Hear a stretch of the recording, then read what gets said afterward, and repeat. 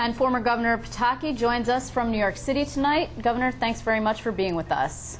Nice being with you, Liz. Well, let's talk a little about New York politics. I know you're still following, even though you're not technically involved. Rick Lazio, are you worried about him? He's looking not so great right now, and there are a number of Republicans who are nervous that Carl Palladino might beat him in a primary. Running for governor is a tough battle, and all you can do is go out there every day and make the case, stand for things that people believe in, and work hard to get your ideas across, and hope that the people agree with you and have the confidence that you can lead the state. And I know Rick's doing it. He's working hard, trying hard, and that's all you can do. But I never, ever have tried to predict the outcome of a political election, even when I was running, because you know, the experts do it, and they often get it wrong. So you just make the case and keep up the fight. That's all you can do. Yeah, but if you don't have any money, I mean, you're talking at a situation now where you've got Rick Lazio with less than $700,000 on hand, Carl Palladino with $10 million of his own money to spend, and Andrew Cuomo sitting on $23.6 million. I mean, that is really a disproportionate situation. Sure it is, and yet at the end, I think the people of New York are going to vote for the person they think has the best ability to lead the state and whose ideas and philosophy agree with them the most. And I think that'll be Rick Lazio. And you know, it's hard. It's not easy to go out there and raise money, but you just continue to fight the fight and make the case. And you know, everybody's now at the end of July predicting what the outcome is going to be in November. You know, Liz, you're with the media. You know, things can change in politics in 24 hours dramatically. And there's a long way between now and November, and who knows what's going to happen. You just continue to fight the fight and make the case. But that's what Rick's doing, and hope that the message that you believe in is one that people agree with you on, and that they believe you can lead the state. I know Rick Lazio could lead the state. It's a question of getting the opportunity. He's working hard to try to do that. You know, he's trying to make hay out of this issue regarding a mosque that's proposed near Ground Zero. I mean, it is obviously people feel strongly about it on all sides, but do you think that this is an appropriate thing for the governor's race to be focused on? You do? Absolutely. I feel very strongly about it as well.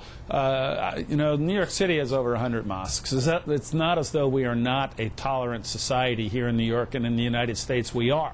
But this is not just a mosque. It's a $100 million edifice. The imam who's in charge of it has said anti-American things and refuses to acknowledge Hamas as a terrorist organization.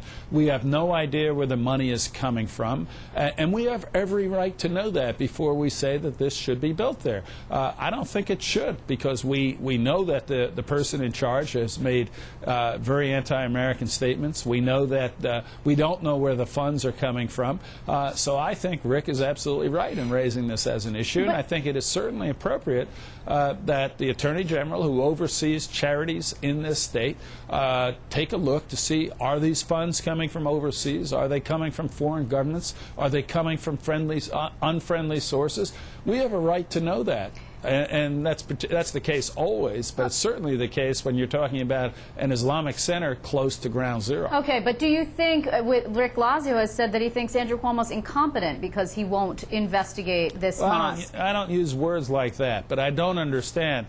You know, Liz, I'm down here in New York City, and yesterday there was an article in the tabloids about how this fake nun was panhandling, and today there's a front page headline, Attorney General Cuomo's investigating the fake nun, and that's fine. He should. She's apparently trying to be pretend to be a charity, and she's not. But that's the Attorney General's job, and this Islamic Institute, which is going to have $100 million from somewhere, is a charity, and under the Constitution of New York State, it's certainly appropriate for the Attorney General to ask questions, raise questions, and get answers before this facility is built anywhere near Ground Zero. So I think it's a legitimate issue.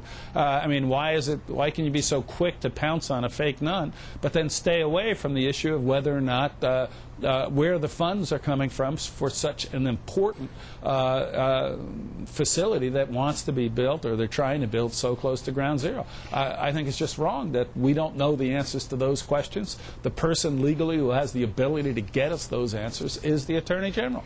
Now, let's talk before I let you go. I want to talk to you about what you're up to. You're up to this national effort to roll back or to repeal what you've been calling Obamacare. Now, Right. you've got this PAC called, this political action committee called Revere America. You've got these 3 kids from Florida driving around in a Mustang collecting signatures for you. Where did you find these guys? You know, they're just great, and it's not a PAC. It's not a political organization in the sense that we endorse candidates. It is a policy group aimed at getting the American people who dislike Obamacare and want it repealed to have an outlet where they can sign on to our website, revereamerica.org, click on joining our effort to repeal it, and replace it with real reforms. And the Weidman brothers are just terrific. They're great young men in college. One of them, I think, is still in high school, who just hate what is happening, particularly with Obamacare, to their future. Well, because it's their future that this year we're going to have probably over $1.5 trillion deficit in Washington. Governor. And who's going to pay for that? It's going to be their generation. So they're out there, and I'm happy to see them out there. It sounds awfully partisan to me. I don't know. I mean, It's really with all not. due respect, It's really it sounds not. You know, it sounds partisan. And It's you really won't not. say Yeah. who gave the money. Who are your donors who are behind this effort? Why won't you say that? Well, they're going to put out whatever the law requires them to put out, but the donors are people who care about the future of this country and are upset with the course in Washington, and that's as it should be. I'm just very optimistic that, contrary to what you were saying, Liz, we're not looking for partisan majorities this fall. We're looking for policy majorities of people committed to repealing Obamacare and replacing it with true health care reform. Now, as an individual, want to see partisan Republican majorities because I believe in the philosophy of my party, but that's not what Revere America is doing. We're looking to put in place real health care reform. You know, and just by the way, when this was passed, the president said no American who likes their health care coverage is going to have to change it. It's not true. His own administration says 14 million seniors are going to have to change or lose Medicare Advantage. 7 million Americans who are privately covered are probably going to lose that coverage. And everyone on Medicare is going to be at risk of finding it hard to access good health care. They also said it was going to drive down costs. Then after it passed, the president's own HHS has come out and said it's going to increase costs. So, Governor, it isn't what we were told. It's wrong, and we're going to continue to fight this fight. Okay, so Governor, this is not then a vehicle for you to run for president in 2012. I know I've asked you this question before. No, this is a vehicle to help us mobilize the clear majority of Americans who believe that Obamacare is a bad law and work to put in place real health care reform. Okay, well, thank you very much, former Governor George Pataki. It's always good to talk to you. We'll be catching up with you again, I'm sure. Take care. Good talking to you, Liz. Thank you.